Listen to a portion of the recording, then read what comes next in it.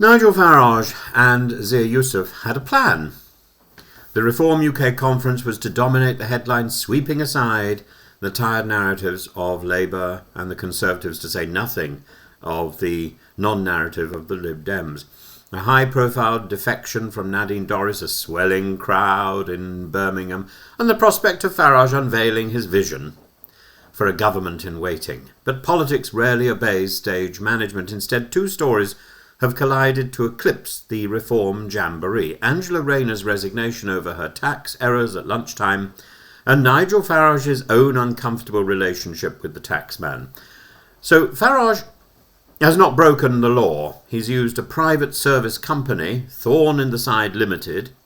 It's a standard device in the media world. Broadcasters, however, have begun cracking down on precisely this arrangement, recognising it for what it is: a way to reduce tax bills by paying corporation tax at 25% rather than income tax at 40% while offsetting expenses. Legal? Yes. Squeaky clean? No. Politically fatal? Potentially. Here lies the problem. Farage has built his persona as the scourge of hypocrisy, the voice of ordinary Britain, the man who identifies tax dodgers as the common enemy. Yet his own arrangements put him squarely in the same territory as those he once condemned.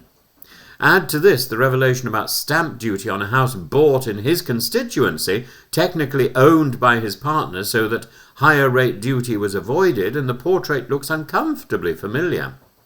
This is precisely the type of clever accountancy that the public instinctively distrusts. Angela Rayner's misjudgment may have been careless, even reckless, but it was rooted in personal property transactions. Farage's is systemic, polished and lucrative, and his GB News contract alone has brought him £400,000 since 2024, paid at over £2,000 an hour into Thorn in the Side Limited, and that company now holds nearly £2 million in cash, owns properties, and has swelled in value to £2.6 million, not bad for a self-styled man of the people. So today, Reform UK finds itself exposed to a double irony. Its leaders accuse Rayner of hypocrisy, while Farage's arrangements echo the very practices he has denounced. Worse, the timing is catastrophic. On the very day when the Rayner scandal should have handed Reform a clear line of attack, Farage's own finances invite comparison. Instead of running ahead in the headlines, Reform is running behind, shadowed by its leaders' dirty linen. The lesson is simple. Gloating in politics is always risky, and doubly so when your own glass house has cracks. Farage is not under criminal investigation. He is not likely to fall because of this, but the perception is poisonous. A man railing against elites while profiting like one, railing against dodgers while dancing at the edge of avoidance. Meanwhile, Yusuf and Tice push on with promises of tax cuts that now ring oddly hollow. If Reform is serious about credibility, it must confront this dissonance.